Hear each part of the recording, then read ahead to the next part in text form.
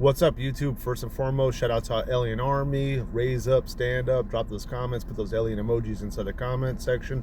If you don't know what Alien Army is, that's when you're a subscriber and you're a supporter. And if you don't know what to put in a comment, smiley face, a thumbs up, an alien emoji, something along those lines. It really does help out by hitting the like button and doing that. I know that you guys already know that because you guys watch YouTube just like I do.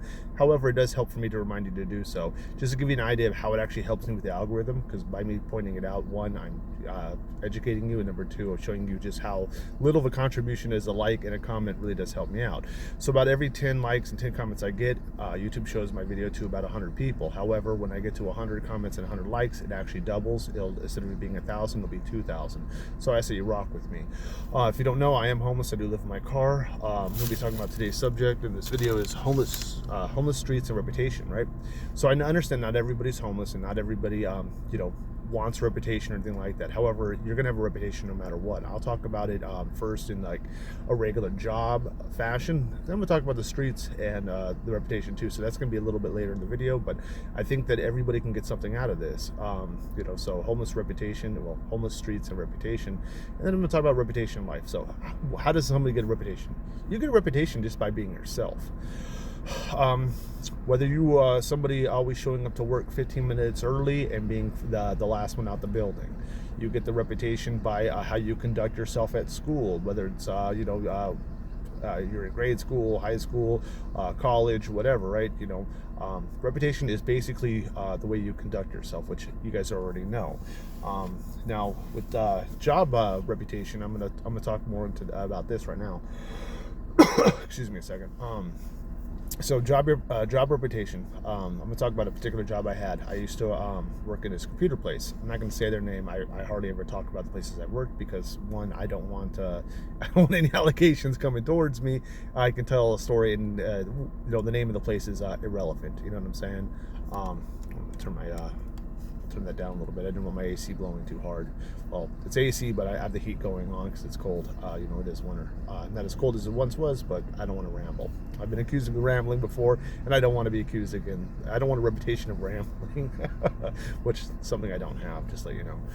So worked at a computer place, and I was actually hired for the minimum type of job. Like, you didn't, like, I was there to box computers. Literally, that's what I was supposed to do. Computers come down on a conveyor belt, and I grab the computers and I put them inside of a box. Minimum wage, nothing to it, no experience necessary. However, if this is the first time you're watching one of my videos, I am really, really good with computers. There's tons of computer languages that I actually got a program with. I'll talk about that. I remember doing QBasic on Windows 3.1. So QBasic is what I started out with. I did do Visual Basic 3.0 to 6.0 Enterprise. I do know Java, I do know PHP, I do know MySQL. I have done some C++. I really don't like C++. Probably the best language, and what I would, and I'm all self-taught on this, and this is stuff that, I had been doing over 10 years. So it's when I say that I actually program with this stuff, I made programs. I never took anybody's source code. I wrote my own source code. I made my own BAS files, made my own modules, all that stuff, and it's Python. It's Python, and being on the Linux side, using Python to help me with whatever I was doing Linux-wise. The Windows, when I was on Windows, the kind of programs I wrote from Visual Basic 3.0 to 6.0 Enterprise could have been something as small as a media player, could have been some old school stuff, back in the day from AOL 2.5 till I think like AOL 9.0. Before, to give you a sign of my age, this is before high-speed internet, So, of course, building computers as well. I'm self-taught on all that stuff. More than just self-taught, I've read lots of books on it. I remember reading this huge book, Master Visual Basic 3.0. That's what I would always do, go to the library and stuff like that, at this particular age. But I'm trying not to get sidetracked and ramble on. So nonetheless, I was really good with computers. And they said to not go over to this one particular section. This is my first day working there, and I went over to that section. It had 3 servers, and these 3 servers were installing Windows XP at the time. There was 150 computers, 75 on each side, so a total of 150. And then you would take all these cords and plug them into like they're on these, I guess, like kind of like rafts, like rafter type things, and then this like robot thing would come pick it up when it was done. And it was basically these 3 servers were installing a bunch of Windows XP operating systems on there, right? I go ahead and go to that section, And I go over that section because I see somebody having a hard time over there. I think it was something like somebody plugged in a mouse. When I got hired there, they said, don't ever go over there and don't ever plug a mouse into the computer. That was what was told to me. And what did I do? You told me what not to do, and I did it the very first day. I went over there, and not all the computers were installing Windows XP all the way correctly. There was sometimes you had to change some of the settings, or you had, instead of sending that computer back, or at the time whatever their processes were, I went over and I did that. When I went in and did that, it was a Chinese dude. I think they were Chinese, Asian of some sort, and he was down there, and he saw what I did with the mouse. He was standing next to me, didn't speak in English. He had went upstairs, and when he came back, he brought a couple people with him. One of the people actually spoke English, and when they talked to me, they said, "How did you do that?" And I showed them. And then after that point, I'm working that section, and guess what? I'm now making more money than just a dude putting a computer in a computer box, right? Me doing that is like the first type of I would say like a work reputation that I was used to. Before, all that stuff was warehouse works. It didn't matter, warehouse type jobs. It didn't matter that if you were there 15 minutes early and you left late. It didn't matter if you had a good reputation. They didn't care. There was a lot of people that would actually cheat the system, and it was very easy for them to say that they were there longer than what they were, and those people still got away with it, right? There was people that were going into porta potties and drinking beer and doing other stuff when they were supposed to be, throwing cardboard in the cardboard baler, or unloading an 18-wheeler by your hands with no forklifts, things like that. Basic warehouse type jobs, are taking something with electric pallet jack. It didn't matter. Your reputation didn't matter at all. Everybody hated you equally, and the only way that you could have advanced at those times is literally being a woman. If you were a woman there, it didn't matter how ugly or disgusting looking you were. They were all over you, no matter what. Suddenly, the little golf carts that are driving around in the warehouse, they're asking you, "Do you want to ride to where the lunchroom is?" "Oh, now you need to ride to the ladies' room." Stuff like that. They really, they were a bunch of horn dogs, and they showed love and showed respect, kind of, because they're trying to get something from those people. Regular people like me, just a regular dude, got treated just as much like crap as everybody else. You know what I mean? And how were you ever going to advance in something like that? You weren't. So did I take those jobs serious? Sometimes. I get paid at the time. If I get paid to do something, I'm going to go ahead and do it, right? However, am I thinking, hey, this is the future? If I go ahead and I throw more cardboard, if I go ahead and unload these 18-wheelers, is this going to help me anymore, or am I going to do the bare minimum and still probably look like a stud doing it? That was kind of my thought process. So I didn't understand reputation then, because I was like, it doesn't amount to shit anyways, right? So at this job that so just wanted to talk about that. Now I'm talking about the job where like I've actually learned work reputation. So my work reputation was, I was told not to go do something, and I did it, and I helped them out, and now I'm actually benefiting from it. Then I think later that week, my very first week there, I walked over, and I didn't drink coffee very often at that time. I barely drink coffee now, from time to time, but it's relevant to the story. I go over to where the real bosses go ahead and get the good coffee, because if I'm going to drink it, I want all the other good stuff. So I walk into that section. When I'm there, walking up, they're talking crap about an employee. I don't remember exactly what they were saying. I'm pretty sure they were talking crap about a woman, to tell you the truth.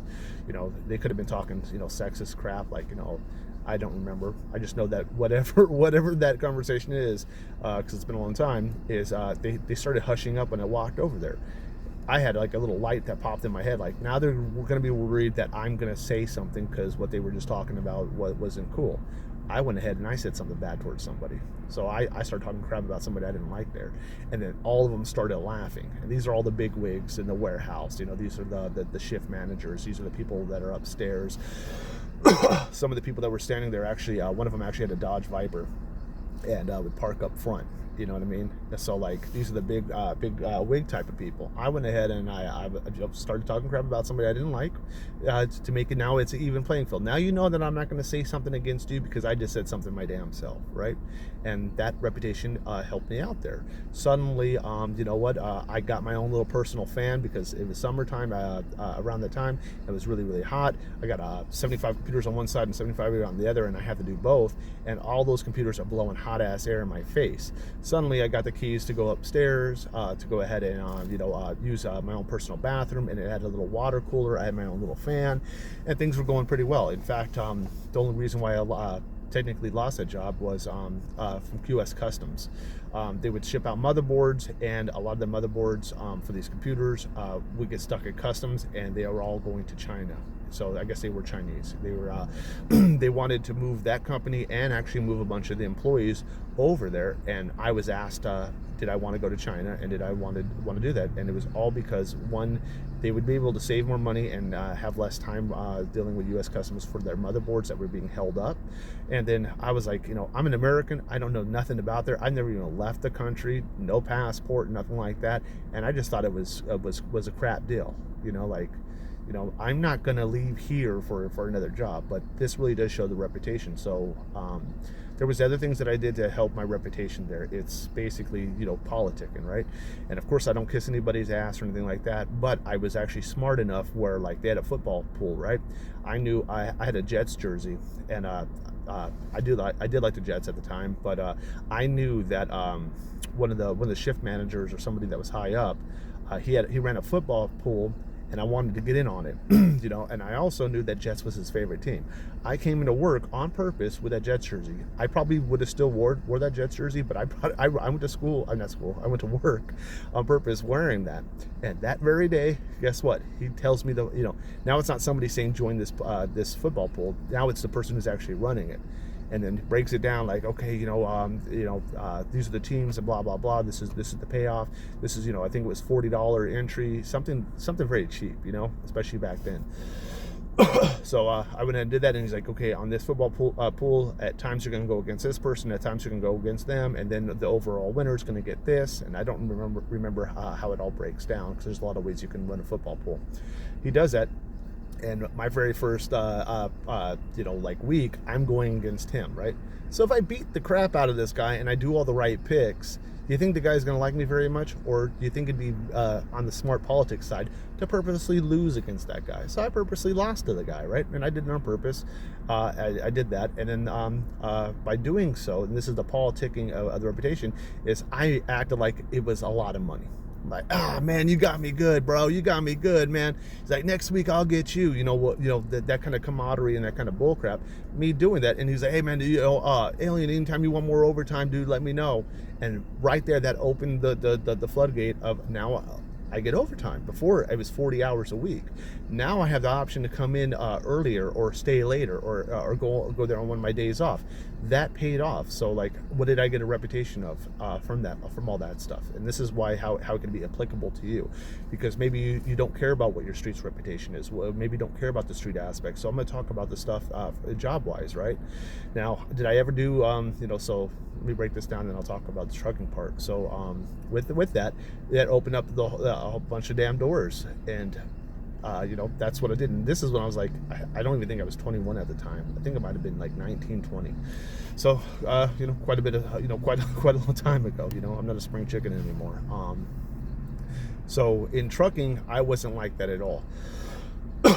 In trucking, the politic way that I would do it is like, hey, you can count on me always doing a pre-trip. You can count on me always getting, if I take this load, I'm going to get there on time or beforehand. I didn't do anything where, it was, doing a pull. So I had a reputation of always doing what was right.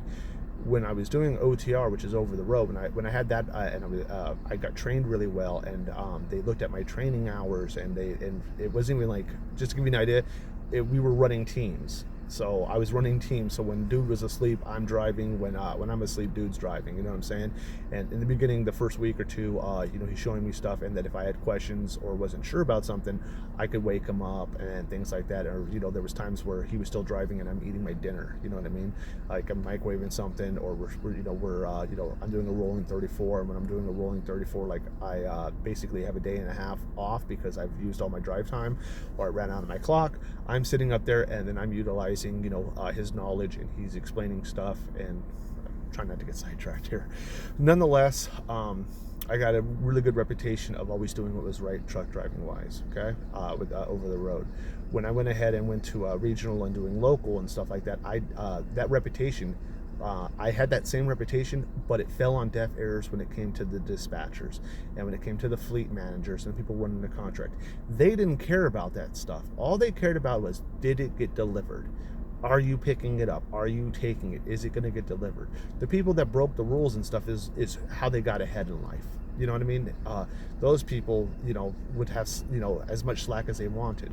I hated the people that were in the office. I don't like dispatchers. I've made that abundantly clear. 90% of, there's some that I can tolerate and it's okay, but 90% of the time, I don't like them.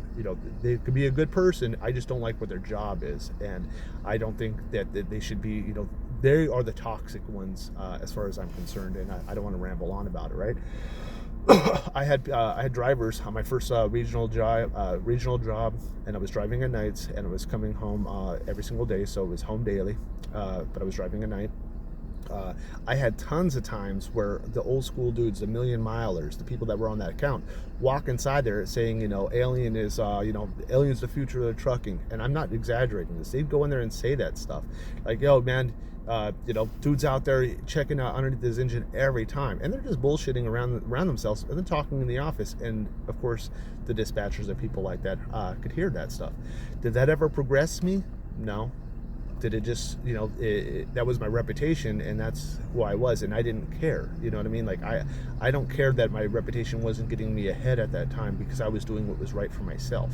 The reputation of being a bad trucker, but then always getting the good loads from them and never getting any pushback, never having any arguments and stuff like that.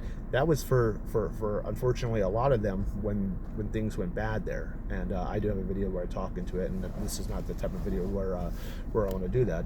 So those are some of the job things that I wanted to bring up where it would be applicable to you. So now I'll talk about the streets and reputation part, where this might be the entertaining or the interesting thing. Maybe this is the type of life that you don't know about.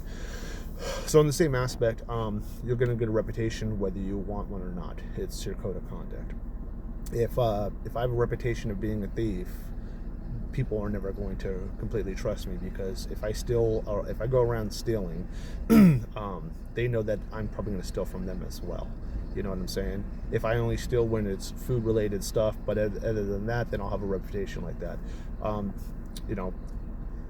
The kind of reputation that I have, and if you've been following me around for a while, or if you check out my other videos, and I'm sorry if you see at the bottom of the screen, I'm not Italian, but I do like to talk with my hands. You know what I'm saying? I'll try to not be so animated, so you don't just see my hands popping up. Is reputation where I'm not going to back down. You're not going to rob me. If you try, you're going to have to do me in. It doesn't matter if it's 1 penny in my pocket or just a piece of lint. You're not getting nothing from me. I have been tested. I have been tried, and this isn't like some areas where they bluff you. Like, they were just trying you to try you. No, I've had tons of physical, well, I don't know about tons, but I've had quite a few physical altercations. I talked about some of them in my video. I try not to bring it up because it does not do very well on YouTube to talk so much about something graphic. But yeah, I've had somebody put metal in me, not shot. I've had a fight. Have I won all of them? No, but I didn't stop. You know what I mean? You're not going to take nothing from me. Now, where I'm originally from, like, I'm in the Midwest, right? Where I'm originally from, if somebody was to run up on you and pull out on you or whatever, right? They would leave you unscathed if they were going to take something from you. And maybe then it would be more tempted. Like, maybe it'd be more tempted to give up what you have, just to not get hurt or not be done in, right? Out here, it's totally different, unfortunately. Out here, it's a different level. And I've been out here for 3 years, and I've seen it with my own eyes. I know how things work, especially being homeless. The kind of stuff that I wish I could record, or it would be pointless for me to record because YouTube wouldn't like it. Even though I really want to show you guys this, so you're just going to have to, bear with me on that, unfortunately. Maybe at one point when I have enough people and I have Patreon people, I could go ahead and actually show you the videos or talk about more in-depth stuff. And there's a lot of craziness that I would love to share and stuff like that. However, back to the point is out here, they'll take it and they'll still do you in. And I'm not with that. One, I really don't want to give anything up, no matter what. But number two, if I know that that's what's going to happen anyways, you might as well do it, beforehand. And I'm not going to be like, oh, you have to do it. I'm not going to talk nice about it. Like, I'm going to see you walking towards me in a certain way. I'm going to see how you get out that car right away. And I'm not going to be like, are you a good person or a bad person? I can see if you have aggression in your eyes. I can see by the way you walk, by the way you're holding something. And if you're doing that, and if I already know it's on, I'm not going to talk about something to scare you off. I'm not going to be like, hey man, you better not walk towards me. No, that's those lines and those kind of things happen in movies. In real life, they don't. If I see that stuff, I'm going to engage. If I feel like something is going to happen, I'm going to go ahead and jump. You know what I mean? That's just I don't need you to tell me to empty out my pockets and then I punch you. I don't need to be told that. If I know that's what you're going to do and you're walking towards me aggressively, and I have all the signs that I see, I'm going to act on that. And I do have a reputation of that it doesn't matter. And they know that I'm not afraid of the cops either. You know what I'm saying? And what I mean by not afraid of the cops, like, somebody might not want to fight in front of a cop. I don't care who it's in front of if you're trying to engage me, because I'm not the one who's starting the fight. So that's a part of my reputation. I'm not looking for any trouble. I do walk around with my head up high, my chest up high, and my head on a swivel. I do that kind of stuff because what is to stop somebody? There has to be a deterrent when it comes to the streets. If you're somebody who's just going to give things up and there's no problem, one, you're going to be looked at as a punk, and number two, what's there to stop you? Now, of course, I would try to be a mature enough adult, like, hey, let's solve things with words and stuff like that. But there is a very universal language that only certain people you can't talk to, right? There's only one language they understand, and that's violence, whether you win, lose, or draw. And that's really where I come from. And it's, thankfully, I guess I have quite a bit of experience of growing up in the hood and stuff like that in these scenarios of me living in my car and where I stay at, these things, they're not new to me. It's not like I had to learn how the streets work and stuff like that. Like, I learned a long time ago, and it's not something I enjoy. It's not something I like. And this stuff actually happens in places that are not the hood as well. People go everywhere. You never know. So I don't talk to the cops. They know that things have happened here before, and I have nothing to say to the cops. And in those kind of scenarios, if a cop was to ask you something, you don't play your hand and say, hey, I don't know anything, so don't even talk to me, right? You don't give a cop's attitude and stuff like that. You just say, nah, I barely even come over here, dude. You're talking to the wrong guy. I wouldn't know what you're talking about anyways. But have a nice day, sir. You see something like that, I'm not going to snitch on anybody that goes, with what goes on here, because I'm not involved in that. I'm not going to put my nose where it doesn't belong. And the truth is I don't want to know. You know what I mean? So my reputation out here is just that I don't talk to cops. I mind my own business. I'm not a punk. Does that prevent people from wanting to run up on me if they don't know me? No, not at all. If they spent a little bit of time, they know that I'm really cool with a couple of other homeless people here, and we do watch for each other. I got one of them. I've talked about him in other videos, roughing it. His dog just jumped in on a fight with me, and it really helped me out. And it was when I barely even knew him very well. Now after that, him and his dog, get mad respect and much love from me. You know what I mean? If something was to happen to him, we have little signals and stuff like that. If I needed a knock on his car door at 2 or 3 in the morning, we have a special knock. If something's going on in a parking lot, we have signals where we don't even have to walk. We can just, hit our car alarm a couple times, or however we have it set up. And I don't want to spill the beans, but we try to watch out for each other, because we're not out here doing anything bad. So, like, we're not out here oppressing people. We don't want to be oppressed ourselves, So that's really a lot of it with the streets and the politics that go into stuff. I'm sure they brought, this isn't like mind-boggling stuff. However, I think when on YouTube channels they talk about things kind of like, like it's an action movie. You know what I mean? And it's not like that. This is not a Tombstone where, skin that smoke wagon and see what happens, and you get slapped 3 times and the person doesn't do something.